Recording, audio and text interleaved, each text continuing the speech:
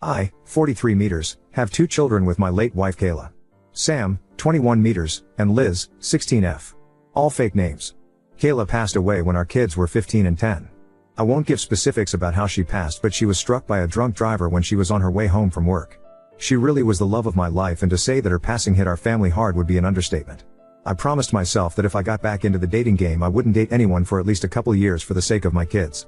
3 years after my wife's passing, I met my now fiancé. We'll call her Amanda. Things went slow and I didn't introduce her to my kids until we had been dating for about a year at that point. Now we've been together for 3 years and are engaged. Amanda and my kids have always had a good relationship. Neither of my kids are super close to her, but they have always been friendly and welcoming to her, and Amanda has never overstepped any boundaries my kids have, like trying to replace their mother. At the beginning of Amanda and I's relationship, she was a bit insecure of the fact that I was a widower. During the first few months of us dating, she would constantly ask things like if Kayla had never passed, would I still be with her right now? I always kept my answers brief, and told her that I didn't like thinking about the what ifs and that she was the one I was dating now and that was what mattered. Eventually she stopped making these comments and I stopped worrying about it. Now to the issue. My parents were hosting a family dinner to celebrate my fiancé and I's engagement.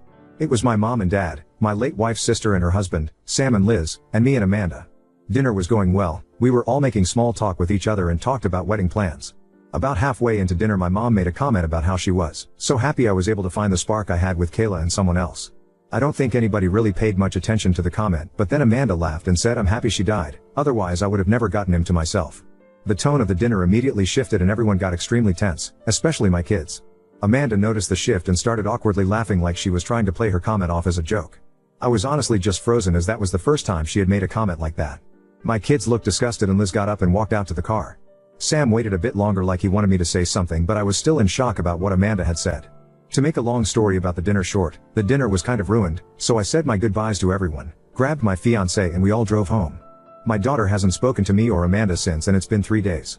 I got tired of it and pulled my son aside to ask him what I should do. He said something along the lines of I'm a grown man and don't care who another grown man marries, but I don't want a woman who speaks like that about our mother around my sister. Sam's comment stuck with me and now I'm considering calling off the engagement entirely. She's never made comments like this before, but I'm worried if I let it slide this one time, it will become more frequent and it will affect my daughter.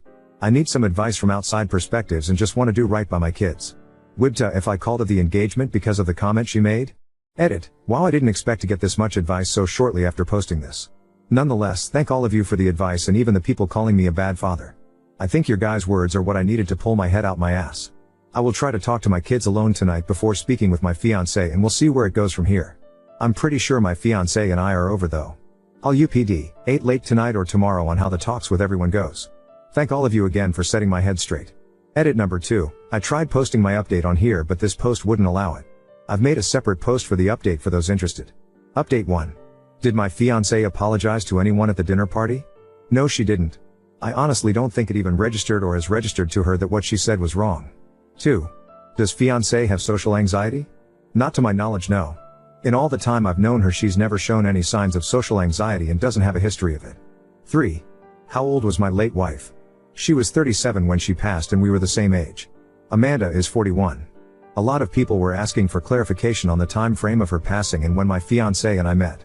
At this point in time Kayla has been gone for about 6 years and I met Amanda roughly 3 years after Kayla's passing. I didn't mention either of their ages as I didn't believe it was important because we're so close in age, but I understand why a lot of you guys would want to know. Now that I've clarified the things I was most asked about in the comments, we can get into the update. While I'm writing this update, it's the day after I talked to my kids. So last night at around 5:30 my fiancé left for work. She works nights most days of the week, so I was able to call my son and ask if he could come over so I can talk to him and his sister. He goes to our local college and lives in an apartment near his school. When he started college he wanted to move out, but also wanted to stay close to us, so he settled on an apartment a few blocks away from the college. He came over and I called him and his sister into the living room to talk with the both of them. When they were both seated I told them point blank that I didn't think the wedding was happening anymore, and that the comment she made was unacceptable. I then, by the advice of the comments, apologized to them. I told them as sorry for not saying anything for so long and letting the tension thicken in our home. I told my daughter that I understood why she hasn't spoken to me and that I was sorry for allowing her to think that I was even remotely okay with what she said. I felt pretty spineless after we had gotten back from dinner that night, so I wanted to do everything in my power to make it right with my kids during the conversation. My daughter told me that she felt disgusted at the comment Amanda made and even more so when I didn't defend her mother. She then told me that the past 2 years that she's known Amanda, she felt like she's been gradually trying to push her and Sam away from me. One of the examples Liz gave was when my son moved out. He moved out when he was about to start his sophomore year of college, and when he mentioned the idea of moving out, Amanda was the one who took that and ran with it. According to Liz, Amanda was the one encouraging Sam the most to move out. To be clear, I was never against Sam moving out, but I was clear to him too he was welcome to live at home for his college years and even after until he found where he wanted to be. I asked Sam if he felt pushed out by Amanda, and if that's why he moved out. He said he hadn't felt pushed out before he told everyone he wanted to move, but after he put it out there my fiancé kept pushing for him to move out. Liz cut in and said that every time she brings up college, Amanda keeps encouraging her to go out of state. Liz doesn't plan on going out of state and she's been open about wanting to go to the college Sam is attending right now. Liz said she feels like Amanda is waiting till she graduates high school and goes to college so she can move out.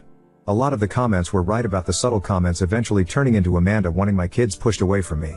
Liz said that she was scared that by the time I eventually noticed the way Amanda was acting, too big of a wedge would have already been driven between me and them. I told my kids that I'm sorry it's taken me this long to notice and that I was also sorry they've been walking on eggshells for so long. I hugged my kids and told them no matter what, they are my top priority, not Amanda or anybody else. A lot of comments pointed out that even though my son is grown, he still needs his father, and I made sure to let my son know that I will always be there for him and his sister even when they are well grown. The entire conversation lasted about 2 hours. We covered a lot of the bases we wanted to, and it got emotional on all sides. In short, Amanda and I are done. I've made it a point to tell my kids that none of this situation is their fault, and that Amanda is the grown woman who said what she said. My kids and I are okay right now, but they aren't 100% with me and probably won't be for a while. I'm completely fine with that and just want my kids comfortable in their own home. Amanda has tomorrow off from work, so I plan on talking to her tomorrow. I also plan on calling my mother to ask her why she thought it was okay to even bring up Kayla at the dinner. I don't want my daughter here when it all goes down, so she's staying tonight and tomorrow night with Sam. So that's where I'm at right now. Not super happy about the outcome of me and Amanda, but would rather have my kids happy and healthy than have a wife. Again, thank you everyone for the advice and the harsh words. I'll update after I call it off with Amanda. Thank you everyone. Edit, I posted the new update you guys have been waiting for. Update 2. So where we last left off is my kids and I talked, made up, and my daughter is staying with her brother so she doesn't get caught up in what was about to happen with my now ex-fiancé. Before the hard part of the day, breaking it off with Amanda, I made a call to my mom to let her know of the situation. A lot of the comments told me to not bash my mom for the comment she made. Now thinking back on the situation with a clear mind, the comment my mother made towards Amanda was most definitely a compliment towards her. And that was confirmed in the call I had with her. My mother, bless her heart, felt extremely guilty for the entire situation. She fully believed the situation all stemmed from her one comment. I assured her that none of the situation was her fault and that I've never blamed her one bit for any of this. We talked a bit more before I let her go. The call ended at about 9:15 a.m. and I was left waiting for Amanda to wake up. She woke up at around 10:30 a.m., and I didn't want to ambush her straight after she woke up, so I waited until about 11:10 a.m. to sit her down and talk. A lot of people in the comments suggested to secretly video the whole thing. I thought that was extremely smart, so I had my phone set to record in my back pocket the entire time. I didn't think she'd try to do anything drastic, but I would rather be safe than sorry. The talk with her went about as well as anyone could imagine, so not at all. I told her I needed to talk with her, that it was serious, and we sat in the living room. When we were seated, I began unloading at her about the comment she made about Kayla at my parents' house, how it made my kids feel, how it made me feel, her lack of an apology of any sort of acknowledgement to what she said, and so on.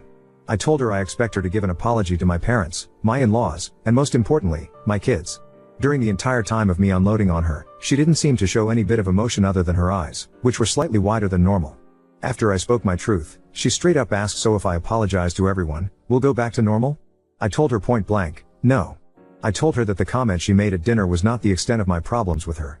I then told her that I know she heavily pressured Sam to move out when he wasn't even sure if he wanted to at that point in time, and that I also know she is now trying to do the same with Liz. I did my absolute best to leave my kids out of the situation, but told Amanda that the way my kids described her treatment towards them was the main reason I don't see a future with her anymore. Amanda was stone-faced up until I told her we were done. I think that's when the panic set in for her. She kept saying that she'll apologize to everyone, that she'll make it right with my kids, ect. I told her that if she apologizes, I will certainly appreciate it, but we were still done either way. She was full on crying at this point and asked me why wasn't I willing to try and fix our relationship? And I told her that even though I loved her, and I will be honest I still love her very much, I was not willing to take another chance of my kids being hurt against the way they were. I was frustrated and shot back at her asking her why she was trying to push my kids out of their own home. And I got back an answer I was not at all expecting. I was completely shocked at her response, but a lot of you guys won't be. A lot of commenters actually hit the nail right on the head with what Amanda was truly like. Amanda responded with, "Well, I didn't know you expected me to house somebody else's kids for the rest of my life." I immediately saw red, and after about a minute I told her get out. I told her that my kids can go wherever they damn please, especially in the house that I own and pay for. She tried to retaliate, but in the end ended up pack a few bags and going to stay with one of her friends. I emailed a copy of the phone recording to myself. The talk only lasted about 25 minutes, not nearly as long as the talk I had with my kids, so if anything ends up coming of the conversation, I have all I'd need to keep my name clear. I've texted my kids that Amanda is out of the house for good, that they are welcome to come home anytime, and let my son know that if he wants to, he is more than welcome to move back in completely. My daughter is coming back from her brother's place in the afternoon, and I still have phone calls to make to my parents and in-laws to apologize for this mess of a situation. Amanda is out of my house but keeps blowing up my phone for us to try to work things out. I'll let her come by in the next few days so she can collect the rest of her stuff out of my house, but she is not welcome to live here again. I'll be honest and say that I am a bit devastated. Despite everything Amanda did, I still love her, and I probably won't stop loving her for a minute. But I'll be okay. Right now I just want to focus on the family that needs me, and will use this situation as an excuse to bond more with my kids. Another big thank you to everyone who helped me in the comments. A lot of the advice you guys gave played a part in making things right with my family. Update 3. Everything that happened honestly feels like a lifetime ago, which has reminded me that I'm getting older as I'm now 44. Liz turned 17 a few months ago and Sam is about to be 22. Life has honestly been pretty peaceful since I broke things off with Amanda. I will give a quick recap to my last update from almost a year ago when I had the conversation with Amanda. She had stayed at her friend's place for about a week, and I took that time to take the advice of many comments and I packed up her stuff like clothes and other small items for her. She had a couple of bigger things like chairs and other decor, so I made sure those were the only things she was allowed to come in the house for. I got the locks changed per advice as well. I will say that a lot of you commenters thought of things that didn't even cross my mind, like the locks, and I'm thankful you guys are a bit more cognitive than me. Everything after that was pretty smooth and amicable, which did surprise me. She came by and picked up her things and gave me back the ring, which I didn't want back, but she gave it to me anyways, and we didn't talk much. It was but that didn't last because a few weeks later, she was harassing my socials for another chance. I was pretty exhausted by her at that point, so I just blocked her and had my kids block her as well. A lot of commenters pointed out in my second update that I didn't love her, I loved who I thought she was, and that was spot on, and it had helped the process of me moving on go much more quickly. It's been radio silence from her end since me and my kids blocked her, and since it's been almost a year, I'm pretty confident it will stay that way. This whole situation has made me realize that I'm perfectly fine and okay with being single for the rest of my life. Maybe people will see that as sad, but I find it more as an acceptance thing. Ending things with Amanda made me realize that I didn't feel that same love with her I felt with Kayla, and probably never will with anyone else. That's not fair to me or the person I could potentially date, and I'm content with the family I have around me. This situation has almost given me a whole new appreciation for my kids. They showed more maturity and understanding than I ever did at their age, and it's made me love them even more, which I didn't think was possible. Sam still has his apartment. I offered for him to move back in, but he declined, as he really enjoys having his own bachelor pad, which I understand as I was his age once too. He has a part-time he really enjoys that he's been working since his second semester this year, and I think he met a girl. Not sure, but I know my kid and I'm catching a vibe from him. Liz is amazing as always, and she enjoying summer before her senior year. She's made honor roll every year of high school, including this year, and I'm so damn proud. Both of my kids are such hard-working and genuinely good people that it's hard not to toot my own horn when I think about it. Sorry for rambling in this post about them. I love them more than anything and find myself word vomiting about them when I speak at them. I'm sure other dads can relate.